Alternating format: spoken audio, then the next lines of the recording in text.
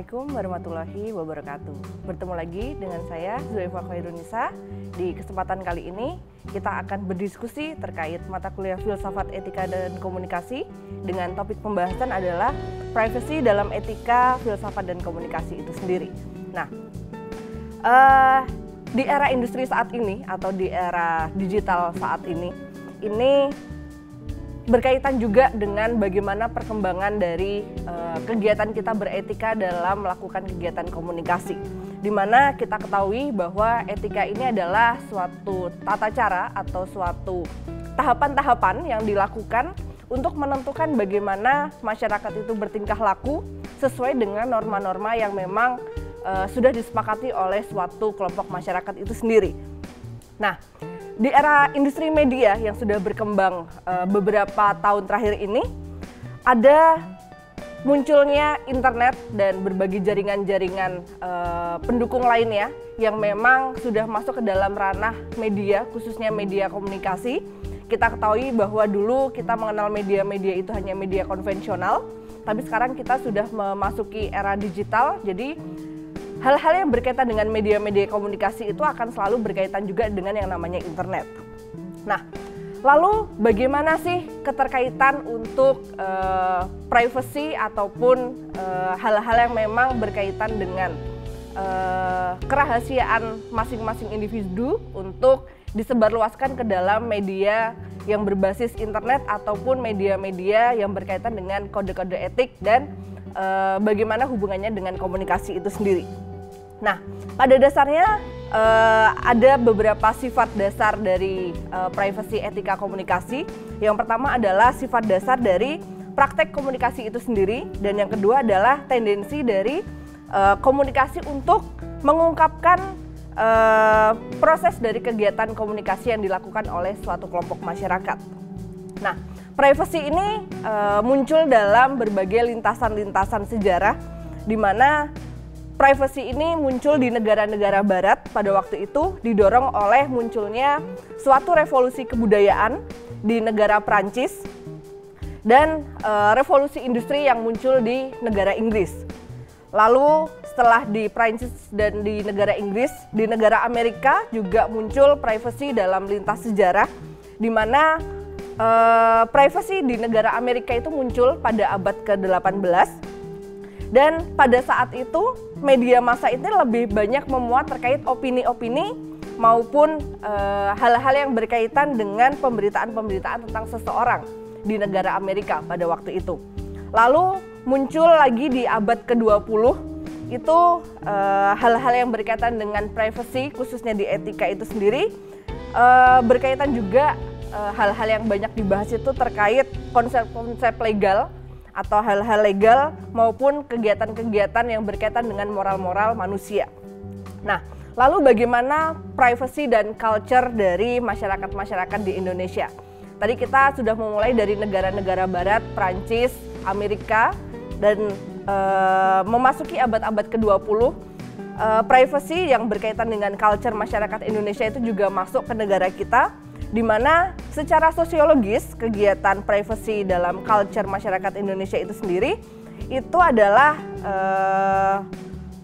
bisa disebutkan juga sebagai culture dari komunal, di mana nilai-nilai kebersamaan untuk masyarakat Indonesia ini merupakan sebuah hierarki atau nilai-nilai tertinggi yang biasanya berkaitan dengan kegiatan-kegiatan sosial.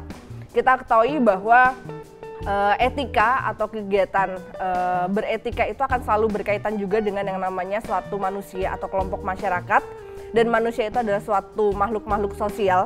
Berarti kegiatan privacy dan culture masyarakat Indonesia ini merupakan suatu situasi yang berkaitan dengan bagaimana kepentingan-kepentingan publik ini bisa disampaikan kepada masyarakat umum dan bisa diberikan sebuah feedback ataupun dampak dari apa yang disampaikan melalui media-media yang ada di Indonesia itu sendiri.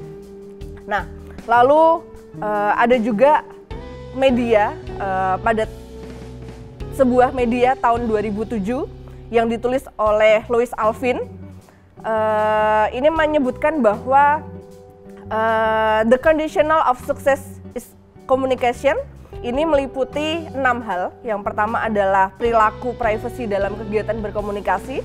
Lalu yang kedua adalah konfidensialitas dari kegiatan komunikasi itu sendiri yang berkaitan dengan kepentingan-kepentingan umum.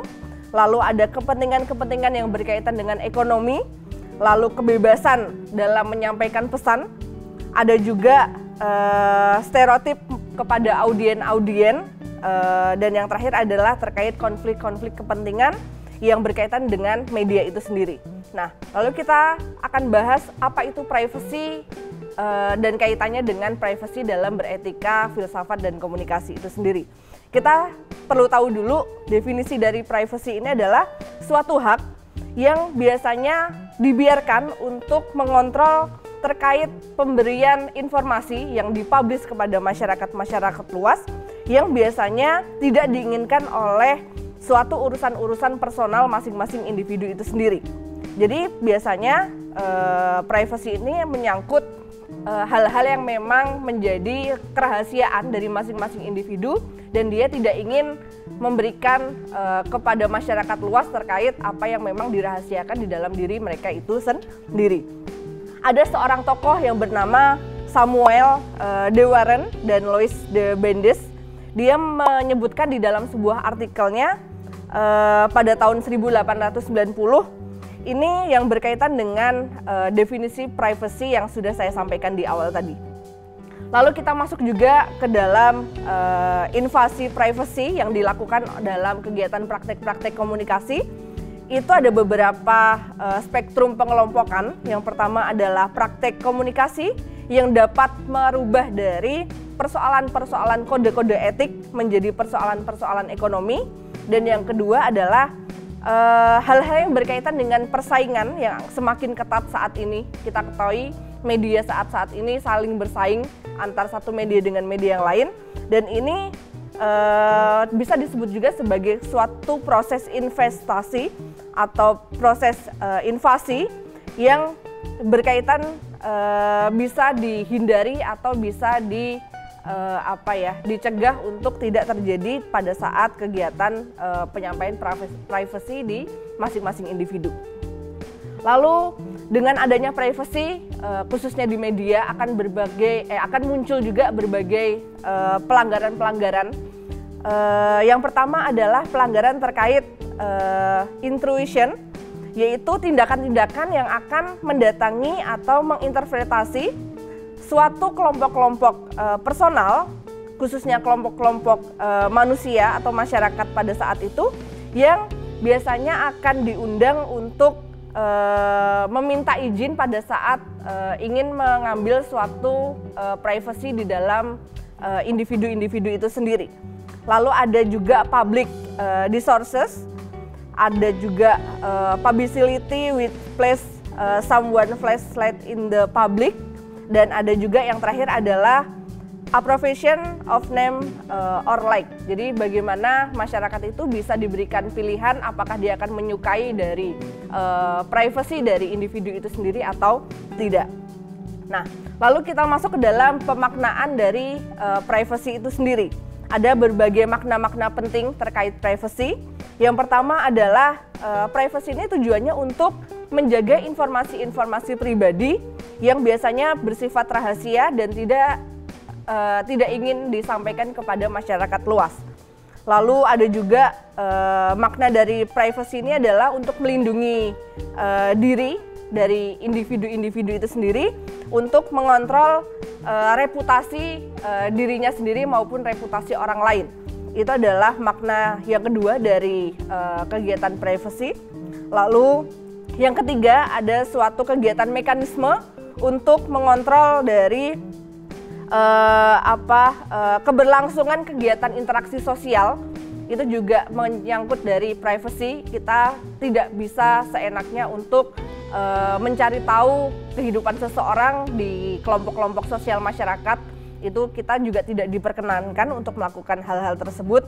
Lalu kita juga harus membuat sebuah benteng dari porsi-porsi seberapa jauh kita mau mengetahui privacy dari masing-masing individu atau seberapa batasan-batasan yang memang bisa kita cari dan bisa kita sampaikan kepada masyarakat luas. Nah, privacy ini juga dianggap sebagai suatu kegiatan nilai moral yang berlangsung di suatu kelompok masyarakat, di mana pada saat konsep privacy ini tidak berjalan sedemikian rupa, itu akan muncul berbagai problematika masyarakat-masyarakat, entah itu hal-hal yang berkaitan dengan pelanggaran HAM ataupun yang lainnya, itu akan mengganggu juga untuk pelanggaran-pelanggaran nilai-nilai moral yang mungkin banyak terjadi, khususnya di perkembangan media-media digital saat ini.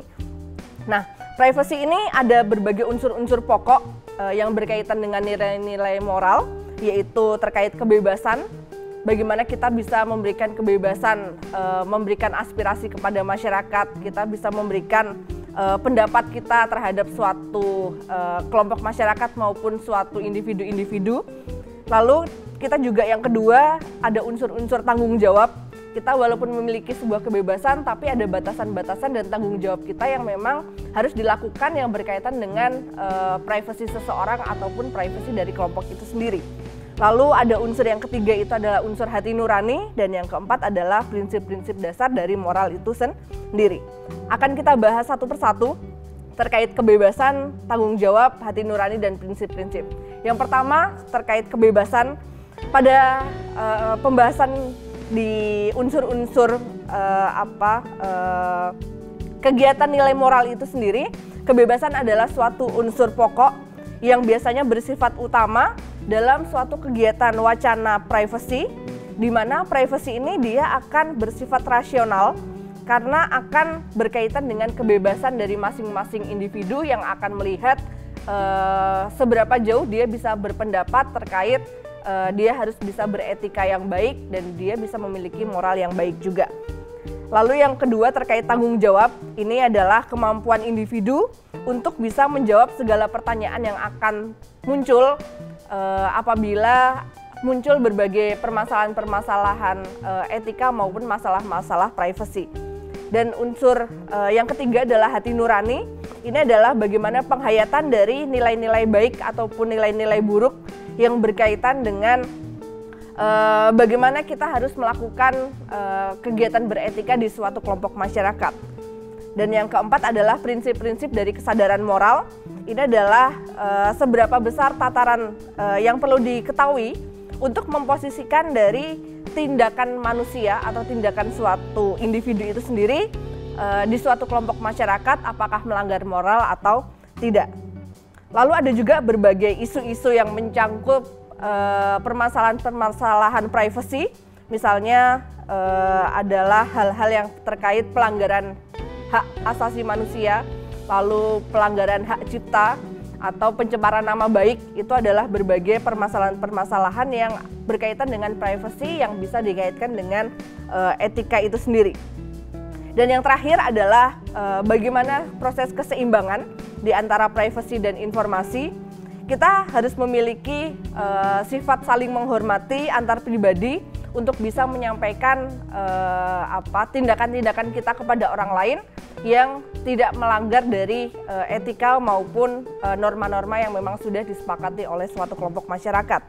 Karena pada dasarnya akan berkaitan juga dengan kegiatan-kegiatan sosial. Manusia saling berinteraksi, manusia saling melakukan kegiatan komunikasi. Kalau tidak dibuat etika ataupun norma-norma dalam bertingkah laku, itu juga akan menimbulkan berbagai permasalahan di dalam suatu kelompok masyarakat. Mungkin itu yang dapat saya sampaikan di pertemuan kali ini. Terima kasih atas waktunya. Sekian, wassalamualaikum warahmatullahi wabarakatuh.